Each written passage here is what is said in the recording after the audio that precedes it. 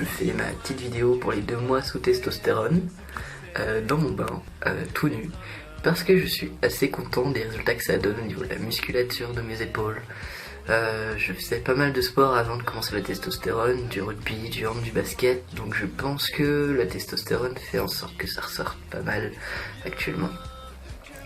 Sinon au niveau des changements, la voix qui continue de bouger, d'ailleurs actuellement j'ai très mal à la gorge, ce qui signifie que dans les jours à venir ça va encore bouger.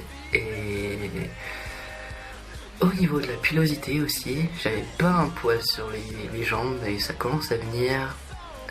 Au niveau de la pilosité du ventre, je pense que concrètement je vais devenir un ours, c'est obligatoire.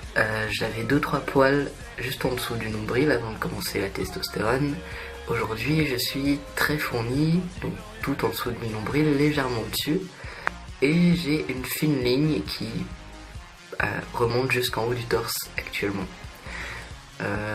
Pilosité au niveau du visage, le duvet de moustache est bien plus noirci, plus présent et plus fourni. Ici,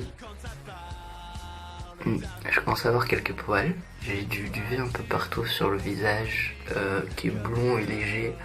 Bon, ça va prendre le temps que ça prendra. Et sinon,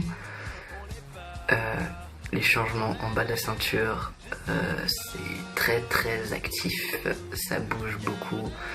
Et ma libido en pâtit, c'est juste invivable. C'est probablement le changement qui est le plus compliqué à gérer actuellement. C'est vraiment très très fort à ce niveau-là. Déjà de base, concrètement j'aime le sexe, hein, mais sous testostérone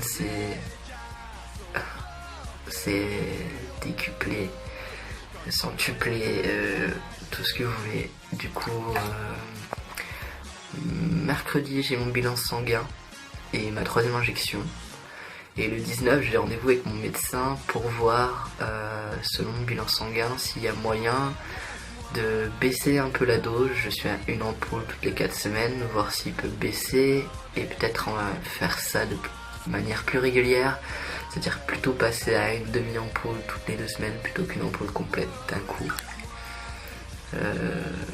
En dehors de ça, j'ai rendez-vous le 11 septembre pour ma mastectomie, donc à Amiens, avec le docteur Sina. Donc j'ai hâte, j'attends que ça actuellement parlant. C'est vraiment plus vivable de ce niveau-là. C'est vraiment la seule chose qui me trahit. Même avec les binders, c'est pas toujours parfait, surtout que le mien commence à s'élargir et que j'ai pas forcément toujours l'argent pour pouvoir en acheter. Du coup, voilà, c'est tout pour ce mois-ci et j'espère que ça va vite encore s'améliorer. Et voilà.